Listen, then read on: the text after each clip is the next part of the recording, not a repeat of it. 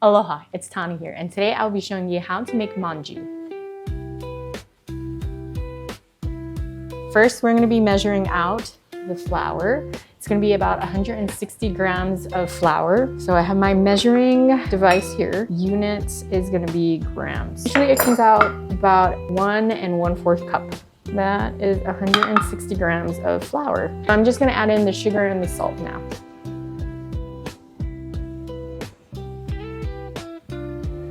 Just mixing the flour and the salt and sugar. So after whisking the flour, I'm going to be cutting the butter up into smaller cubes.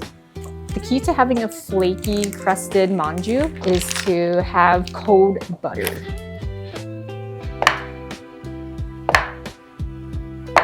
I'm going to just cut it up into just smaller cubes of butter. I'm going to put it inside the flour mixture now. Just working the butter right into the flour mixture. You're just going in with your fingertips. This is how you pretty much get that crumbly texture. The texture that you're looking for is kind of like a light, coarse sand. Adding in these 2 tablespoons of cold iced water and work it right into the dough. You'll see it start to kind of form a little shaggy like.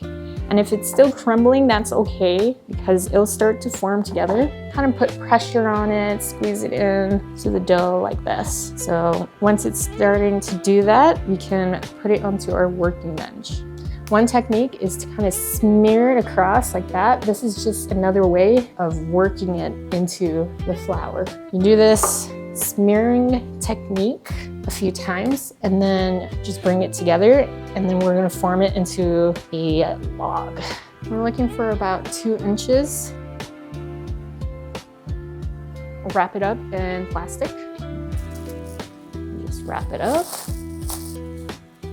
Rest and firm up inside the fridge for an hour. You can see that it has nice marbling. It means that the butter was able to incorporate with the flour, and that is what we want. Kind of lightly dust it with flour. Just rub it with your rolling pin.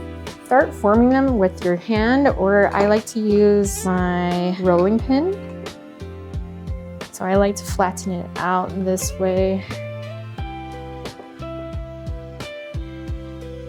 So now a tablespoon of the azuki or anko bean paste goes right in here. Sometimes I like to be generous and add in just a little bit more because I just love the filling with it. And then you seal it off by just bringing the edges together and pumping it by kind of like pinching the edges together like this.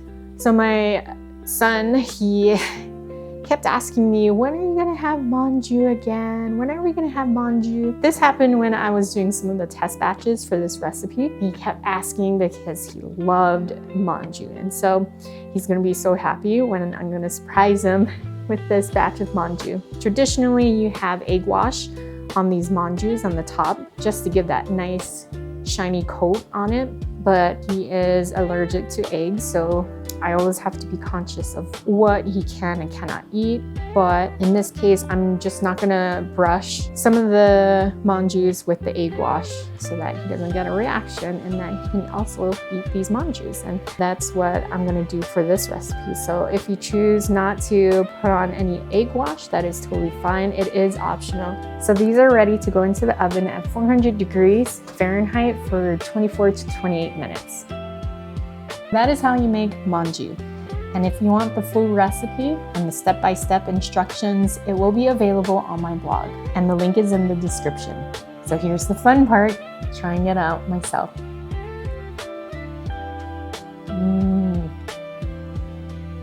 This is so good. Seriously. And the best part is that you can overstuff this. My son is gonna be so excited to try this.